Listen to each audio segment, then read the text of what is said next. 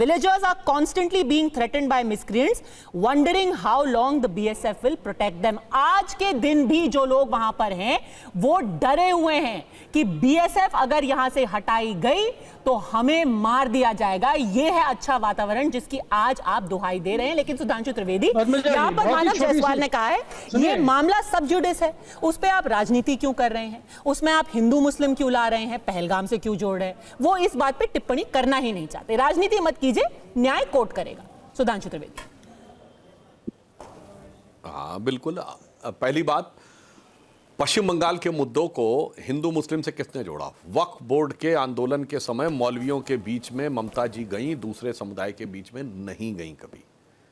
याद करिए, जब पिछले साल की बात है, जब रोजे चल रहे थे और राम नवमी उसमें पड़ी, तो ये ममता जी का ऑन रिकॉर्ड बयान है कि रोज़ों के समय मुसलमान कोई गलत काम नहीं करते, रामनवमी के जुलूस में हिंदू एहतियात बरतें।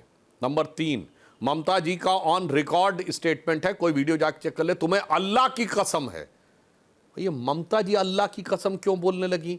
उनका तो मत संप्रदाय अल्लाह की कसम वाला नहीं है।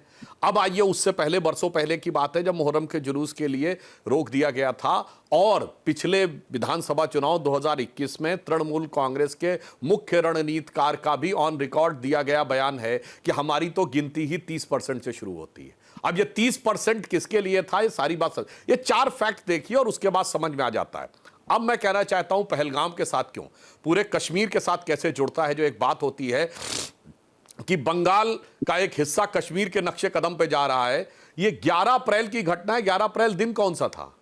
फ्राइडे, जुमे का दिन। टाइमिंग क्या थी? 2 से 4 बजे के बीच। ये रिपोर्ट में लिखा है, फ्राइडे 11 अप्रैल 2025 2 से 4 बजे के बीच। शुरुआती दिनों में यही तो 40 साल पहले कश्मीर में शुरू हुआ था। जुमे का दिन होता था, दोपहर बाद का वक्त होता था और उसके बाद भीड़ निकलती थी और चुन चुन कर टारगेट करना शुरू कर देती थी। आज उसी का रेप्लिका बंगाल में हो रहा है। और एक और बात भी बताना चाहता हूं, यहां पर कोई ऐसा पहली बार नहीं हो रहा है।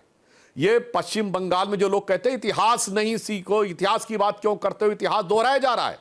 16 अगस्त 1946 को जब मुस्लिम लीग ने डायरेक्ट एक्शन डे किया था, तो उस समय बंगाल के गवर्नर शाहिद हुसैन सोहरावर्दी के दिशा निर्देश में पुलिस ने दंगों को से पूरी तरह मुंह मोड़ लिया था और पुलिस की छत्र छाया में दंगे हुए थे।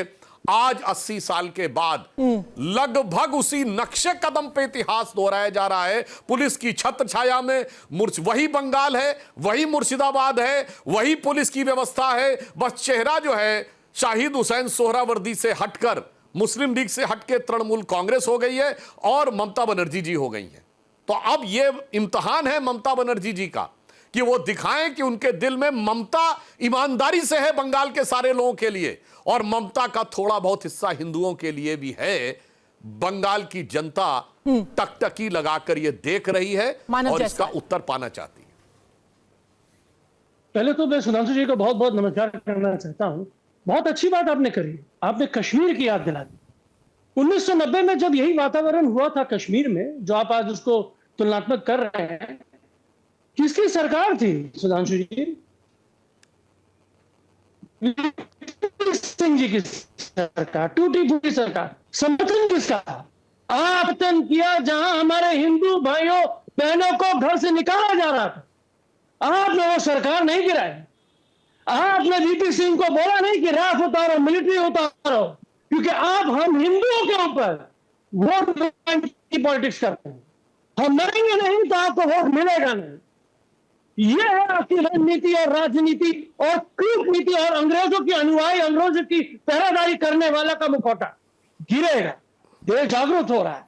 1946 की बात करते हैं, आप सोहरावर्दी जी की बात करते हैं, बहुत अच्छी बात है। वो प्रधानमंत्री भी रहे बंगाल के, लेकिन आप ये भूल जाते हैं कि आपने भी मुस्लिम लीग के साथ सरकार बनाई थी वेस्टर्न प्रोविंस में। क्यों बनाई थी? क्यों नहीं उनको छोड़ दिया? चिमटे से नहीं पकड़ने वाली जो डायलॉग है ना, हम चिमटे से नहीं पकड़ेंगे। आप चिमटे से नहीं, आप हर चीज से, कोई भी सरकार बने उसको पकड़ लेना चाहते हैं, जकड़ लेना चाहते हैं। जिस तरीके से आपने देश को जकड़ रखा, देश को घुटन हो रही है।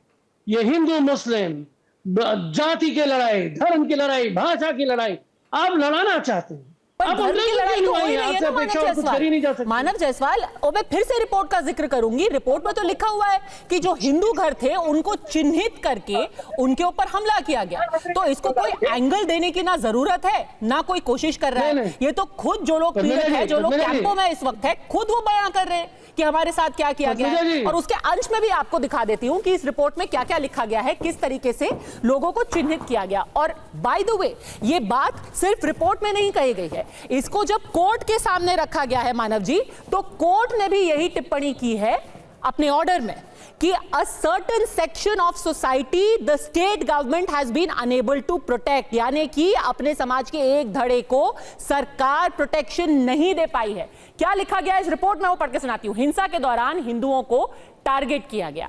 हमले के दौरान हिंदू पीड़ित परिवारों ने पुलिस को कॉल किया, लेकिन पुलिस ने फोन नहीं उठाया। बेटबोना गांव के हिंदू परिवारों के फोन पुलिस ने उठाए ही नहीं, यहां तक कि मंदिरों तक पर हमला किया गया। पीड़ितों की मदद के लिए पुलिस नहीं पहुंची। और ये सब फिर से रिपोर्ट में, तो आप इतिहास का हवाला दे सकते हैं, लेकिन अभी की अगर बात करें तो हिंदुओं को चिन्हित करके उनके ऊपर हमला किया गया। अब इसको आप धर्म की राजनीति तो नहीं कह सकते ना, जिसपे जो बीती है वो तो बीती है। मैं पद्मजा जी, मैं देखिए तुलना नहीं करना चाहता। कश्मीर में जो 1990 में हुआ, मैंने उसकी तुलना नहीं करी मुर्शिदाबाद से।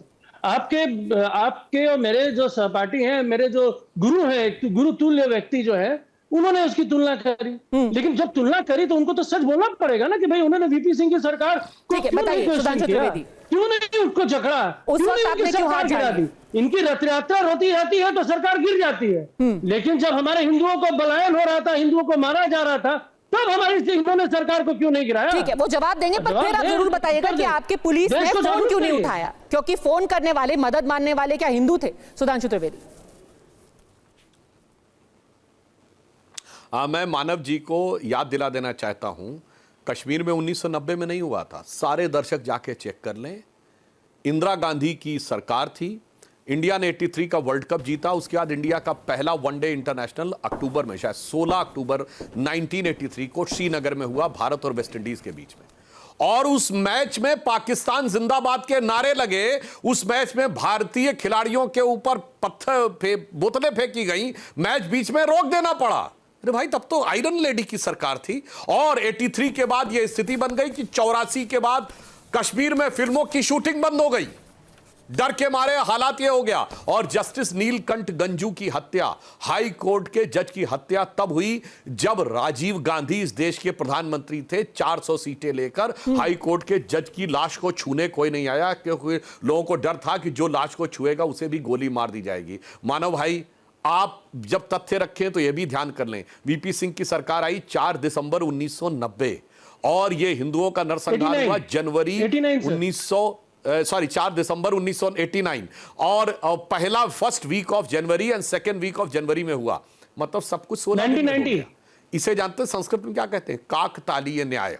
हाँ, किसे कहते हैं? काकतालीय न्याय। यानी पेड़ की डाल खोखली हो गई थी, अचानक एक पक्षी आकर उस पर बैठा और जैसे ही वो डाल गिर गई, ओहो देखो पक्षी ने डाल गिरा दी, ये तो सारा दोष इस पक्षी का है, इसके भार से यह ढाल गिर गई। और महोदय, उस समय सरकार जम्मू कश्मीर में नेशनल कॉन्फ्रेंस की थी और होम मिनिस्टर मुफ्ती मोहम्मद सईद थे, जो कि वीपी सिंह सरकार के थे। और उस जमाने में आज के कम्युनिकेशन साधन नहीं थे कि तुरंत पता लग जाए। वो पता खबरें बाहर आते आते 4-5 महीने लगे। हमने जैसे ही जगमोहन को हटाया गया, हमने कश्मीर से अपने को विड्रॉ किया था और मई के महीने में जब सारे फैक्ट सामने आए, कश्मीर के पैनल से अपने को अलग कर लिया था। खैर वो विषय छोड़िए, आज के विषय पे आइए। मैं तो सिर्फ ये कहना चाहता हूं, ये बता दीजिए कि ममता दी के दिल में सिर्फ 30% की ही ममता है, या ममता का कोई अंश बचे 70% के लिए ही है।